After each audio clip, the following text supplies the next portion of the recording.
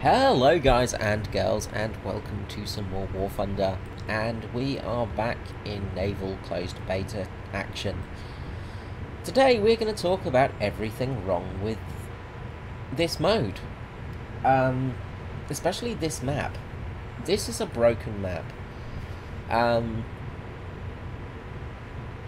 Vanglar Bay is broken, irreparably broken. Why, do you ask? Well, first of all, look at how close their destroyers spawn to A and B. Okay, we'll get back to that later. Look at how far away we spawn. If you're on this side of the map, you're probably never going to win a battle in this map. It's irreparably broken. Even if you had the best players, you're still going to have problems. Early game, you might do okay, but you're not going to win this map. You never will. I've never seen anyone this side of the map win, simply because destroyers have such an ease of access to A and B. So, it looks like they're starting to get ready to release the naval stuff sometime soon.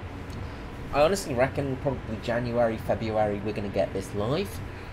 It might even be Christmas time, before the French tanks come out, something like that. You know, they might do a bit of surprise on us, because 7.5 is the tanks. We're on 7.3 currently, so 7.4 might well be ships. Yeah, I kind of am fearing that they're going to release this pretty soon. So you joined me today on the Tribal class destroyer. And, well, the Tribal class isn't a bad ship. It's a relatively good boat. You've got,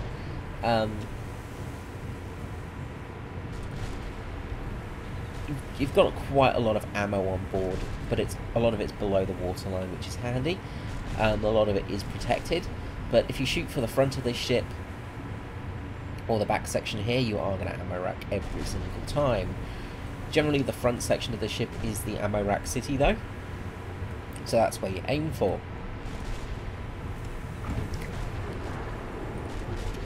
Now we're still getting towards sea. It's a long old journey for these destroyers. Even the spawning, you can see that these guys spawn with what? 2 and a bit squares to them. We have almost 3 squares to go. Each one of these squares is a kilometre or so. You know, it makes a huge difference, and it really does affect the gameplay. Generally the blues will reach C first, but it's just the thing of C doesn't really matter. B and A are the ones you need to keep. Anyway, let's talk a little bit about how the gameplay's going. Well, gameplay is going okay. Look, the gunnery is kind of okay. The actual shooting aspect of this mode is kind of neat. AAA has been a bit nerfed, which is good. You can now get planes within range of these ships. I don't know why this person's just launched a salvo of torpedoes this early. But yeah, it does make it a little bit better, and honestly it's quite fun. The ranging is still pretty tricky and a little bit of a guesstimate most of the times. Maybe they need to do number markers up here and actually work out the height of the splashes. That's how you would work it out naturally, because generally the splash is always the same height. So if you were off, you could go, okay, so that was a little bit short, that was at 2 kilometers, let's set it to 2.3 kilometers, and then you fire off and you get hits. But it's not too bad. You can sort of do it yourself. You can range it with that splash option. You sort of can work it out if you know a little bit about sort of naval stuff.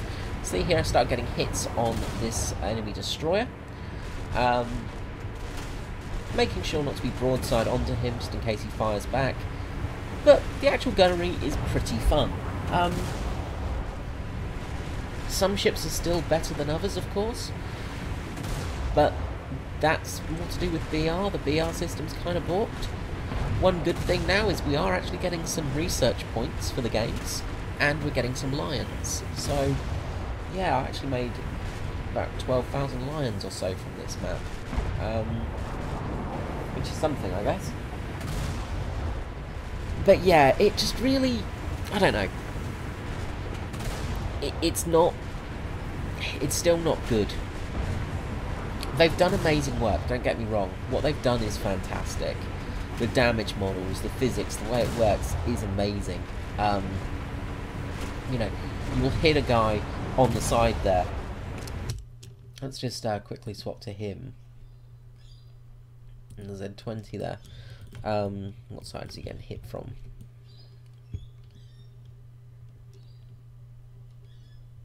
Hit from the left side. Let's just switch to the free camera here.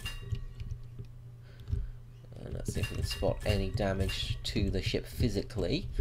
But you know, the actual damage, looks and things like that is really good. You'll see holes appearing and you'll get bits of the ship being blown off, and you know, that's really neat to see.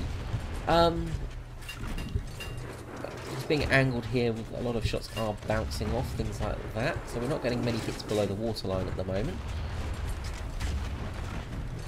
But one of his turrets just been blown up. He's now got a big old hole in his hull. You know, it's really nice to see that the damage aspect is really good. So yeah, that's really handy, and he's just been blown out the water. So he's absolutely gone. Let's just switch back to my point of view, wherever I am. There we are. So, you know, that's kind of neat. Got an assist for him as well. So yeah, so that aspect's kind of good. The actual damage modelling and the sinking physics and the damage physics, yeah, they're actually really good. They've done an amazing job on there. The problem lies with the torpedo boats and the actual destroyers. Now you see here I've actually taken some damage to the left side. Nothing major, but there is a bit of flooding involved, so I am listing a little bit. You know, in the listing, it's all really nice to have. It makes it feel much more in-depth than World of Warships, for instance. But the problem is, well, it's just very unbalanced. And yeah, you know, World of Warships has its problems and balancing issues, things like that, but this game is so unbalanced. This mode is just, the balancing is just not there at all. There are so many problems with that. Like, for instance, A and B, see that they've fallen back to the enemy, and this is pretty much a common thing. There's a guy that's just appeared to my left, and I did not notice him for a long time. I'm like, oh, hello. So, get on target with him, try and get our guns swung around, take his engine out, one of his boilers out straight away. But we want to aim for this front section here. That's where I'm aiming for, just the ammunition racks. So you see I'm getting some little holes punched through just with my AP shells. Nothing major here, I'm not making big holes, but I'm trying to get into that section where his ammunition lives. Now I'm watching out for his torpedo launchers. It looks like he's fired his torpedoes already.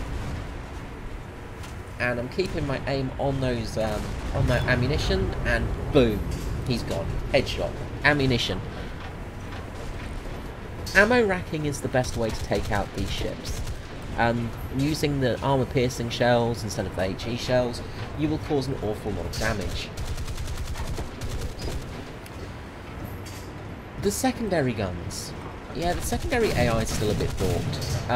It will work 100% of the time, 20% of the time. It's very dodgy. It just, yeah, it doesn't feel like it's working properly still. Anyway, this is where the game turns for us, because we've got a destroyer in this section now. And oh boy, this is where the problems lie for this mode. Got that German destroyer back, and he's firing off me, firing a bit short.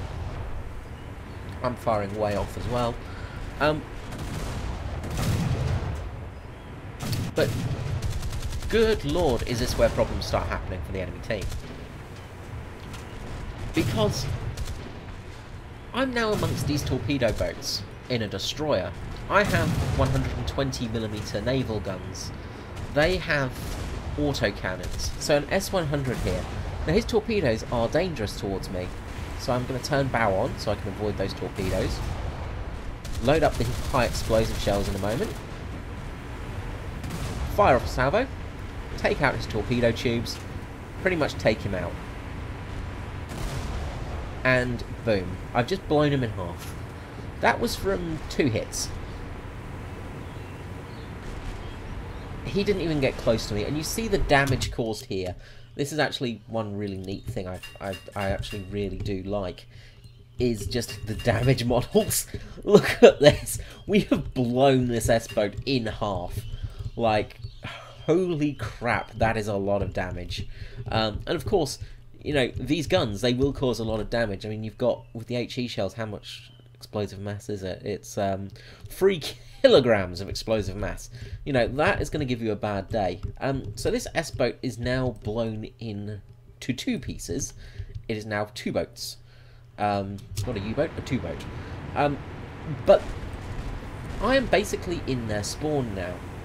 They spawn right here, and I can spawn camp. And what happens is they spawn in, I just get my eye in, 1 or 2 explosive shells hits their boat, and it's game over. There's another torpedo boat there, another S-boat, same guy. Just coming in, trying to get my guns on bear. The secondaries will start opening up soon, and the secondaries do cause a fair bit of damage. But the big thing are these big naval guns. And this is where the real problem starts to come in for these motor torpedo boats. You can see the size of these shells. They are big old shells. Very near miss here. So this guy got really lucky. You know, they are hard to hit. You know, so that is fair enough. But with all those secondaries firing, they will start causing problems. But the big thing is once you get your main guns onto bear for these things, it is game over. Even the shrapnel, just from my explosive round hitting the water there, is enough to cause massive damage to the front of this boat. You get criticals for days in this mode.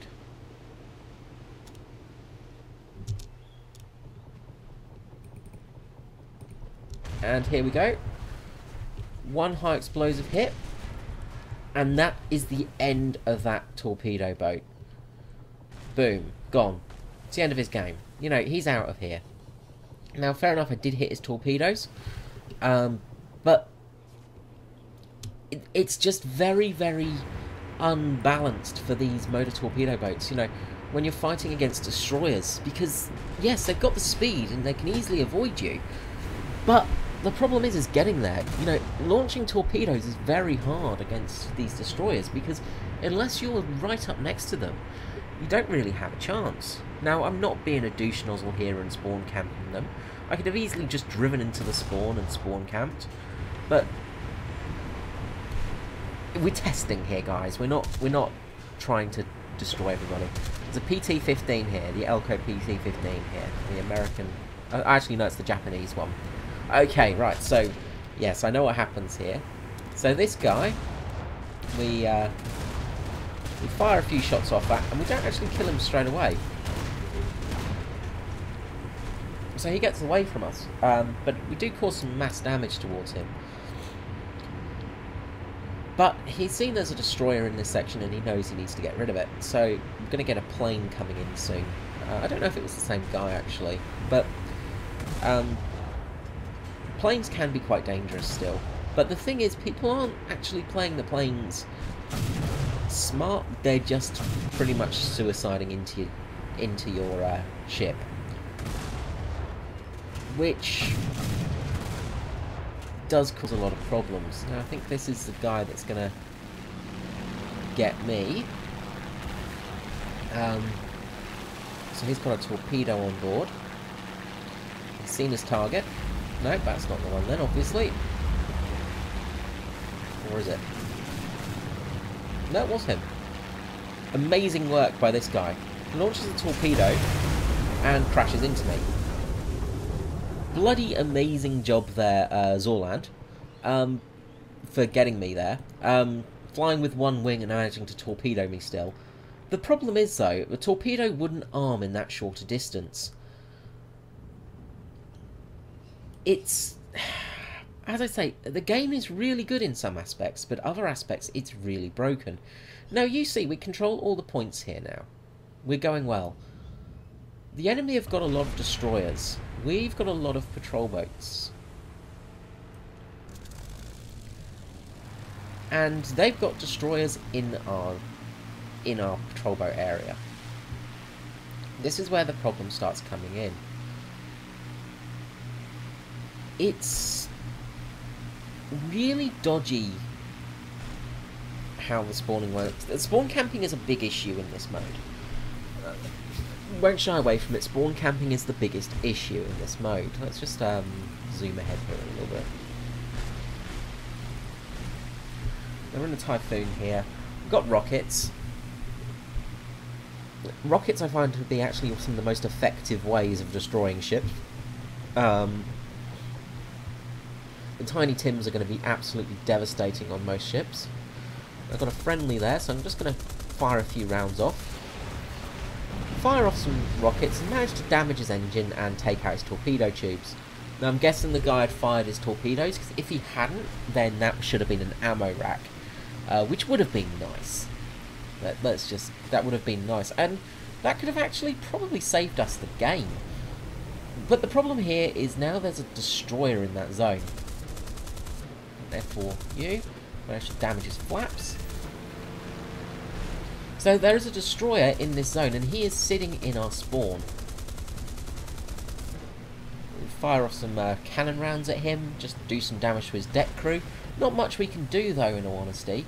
Guns are highly ineffective against these destroyers, which, again, is a bit annoying, because, yeah, look, a strafe from a Typhoon would really damage a destroyer. In history, strafing was one of the ways of doing it. Now, we've got another little motor torpedo boat coming in for that destroyer, the MS-74. Let's just hop to this guy, and he's already pretty much dead. He's launched his torpedoes, but he is getting blasted to buggery. I'm trying to add to the deterrent, but I get blown out the sky. And there's not much this guy can do now. He's dead. That's it, you know. And this is the problem with these destroyers being able to get into this cap zone.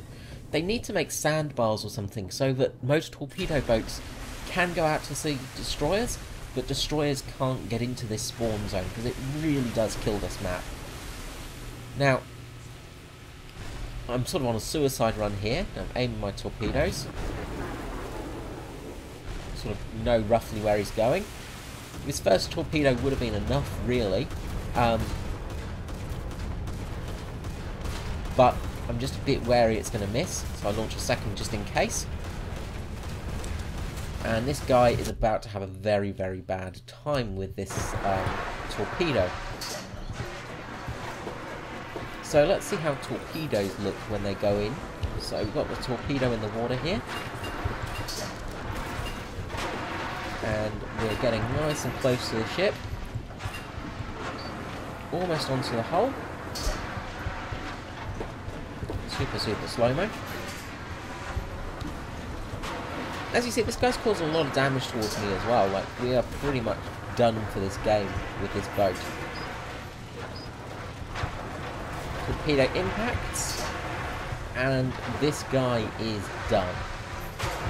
He is donezo. That is a big, big bit of damage. And you can see we've blown apart pretty much the whole of this side of the ship, and there is a massive hole below the waterline. And that's really going to cause a lot of problems for him if he was to continue.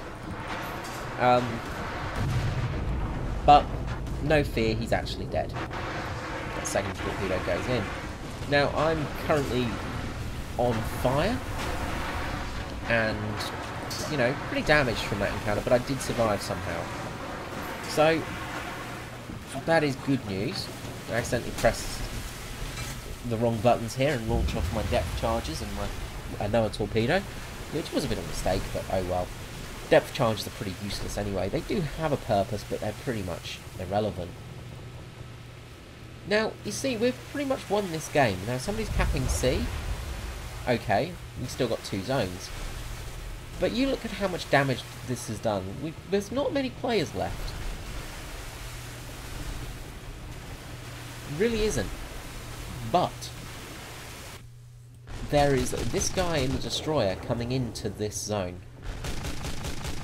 And as soon as the destroyer gets in here, it's game over. The other disparity, of course, is with the patrol boats, is the gunning. So, with this 40mm Bofors here, it does some damage to this PT boat, but the fact that he's got a few 50mm guns and he's got all of these things, I should have waited for that torpedo launch, you know, it really makes it hard to do much else against him. The disparity between the boats is really noticeable, and you really feel like you're underpowered sometimes. He's firing off his launched depth charges there. Ramming speed. This should actually pretty much destroy his ship, but again, it doesn't. And these are all little problems in the game. Now, fire off at his torpedoes, and I beach him. So my plan was basically to beach him, just to get him out of the cap circle so we could win. But you see here now, he's got all of these guns on board. Now the smoke's coming in, so that's not going to help us.